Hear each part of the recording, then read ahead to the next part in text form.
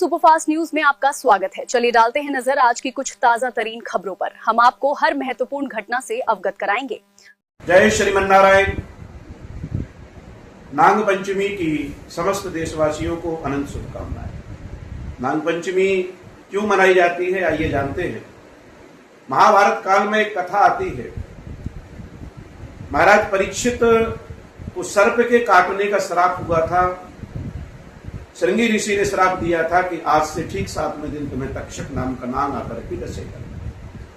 इसलिए राजा परीक्षित ने अपना राज्य छोड़ करके अपने बड़े पुत्र जन्मेजय को राजा बनाया हस्तिनापुर का, और जाकर के श्रीमद् भागवत महापुराण की कथा सुन करके मोक्ष को प्राप्त किया। लेकिन जब ये बात जन्मेजय को पता चली, मेरे पिताजी को सर्प ने डस लिया, तो समस्त सर्पों से बदला लेने के लिए, सर्प जाति से बदला लेने के लिए महाराज जन्मेजय ने एक बहुत विशाल यज्ञ किया जिसका नाम था सर्प यज्ञ। एक आहुति में 11,000 सर्प मरते थे और 11,000 आहुतियां प्रतिदिन होती थी, और 10 दिन तक लगातार यज्ञ चला। लाखों सर्पों की आहुतियां होती। तब बचे हुए जो सर्प थे भागे, और भाग करके महाराज आस्तिक मुनि के पास पहुंचे और उन्होंने निवेदन किया कि महाराज, इस प्रकार तो हमारी जातियां ही नष्ट हो जाएंगी, हम धरती पर रह ही नहीं पाएंगे, कोई उपाय करिए।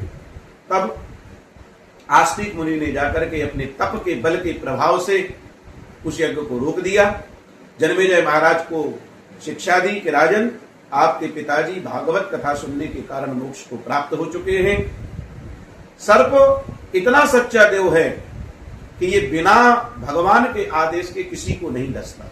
जब तक किसी की मृत्यु ना आ जाए, वो सर्प के ही काटने से ना आ जाए, तब तक सर्प किसी को नुकसान नहीं पहुंचाता।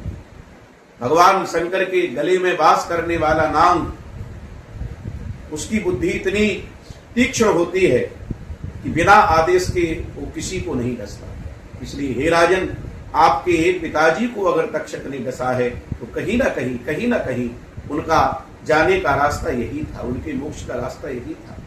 और फिर वो तो भागवत सुनने के कारण मोक्ष को प्राप्त हो गए, आप किसका बदला ले रहे हो?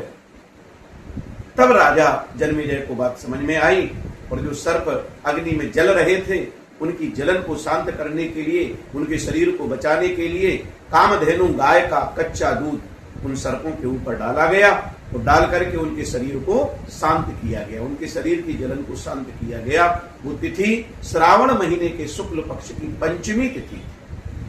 आस्तिक मुनि ने कहा, आज से ये तिथि नाग पंचमी के नाम से जानी जाएगी, और जो भी व्यक्ति इस तिथि में नाग देवताओं के स्थान पर जाकर के उन्हें दुग्धाभिषेक करेगा, उनके ऊपर दूध का अभिषेक करेगा, उसे हर प्रकार की सिद्धियां प्राप्त होंगी। आज के दिन नाग देवताओं को दूध पिलाया नहीं जाता, नाग के ऊपर दूध का अभिषेक किया जाता है, या यूं बुंदेलखंडी भाषा में कहें तो दूध चढ़ाया जाता है।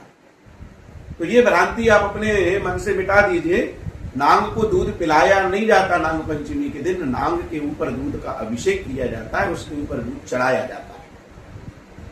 नाग पंचमी की एक कथा इस प्रकार से भी आती है कि भगवान श्री कृष्ण ने कालिया नाग का जब वृंदावन से प्रस्थान करवाया, वो तिथि भी नाग पंचमी ही थी। श्रावण का महीना, शुक्ल पक्ष, पंचमी तिथि।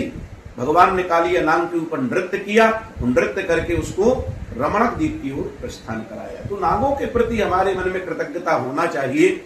भगवान शंकर के गले में विराजने वाले नाग हों, चाहे भगवान श्रीमन नारायण की आसन बनकर के रहने वाले शेष नाग हों, नाग हर देवता से जुड़े हुए हैं, हमारी आस्था के प्रतीक हैं।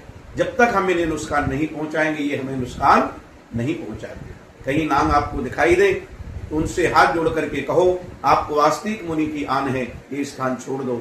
आप यकीन मानिए वो नाग वहां से चला जाएगा। आपके घर में अगर नाग निकलते हो, किसी स्थान पर नाग निकलते हो, आप दीवार पर लिख दीजिए आस्तिक मुनि की आन है, वहां नाग नहीं आते। इतना बड़ा प्रभाव नाग देवताओं का आज भी बना हुआ है। जगत गुरु अनंताचार्य परिषद की ओर से आप सबको नाग पंचमी की अनंत शुभकामनाएं। जय श्रीमन्नारायण।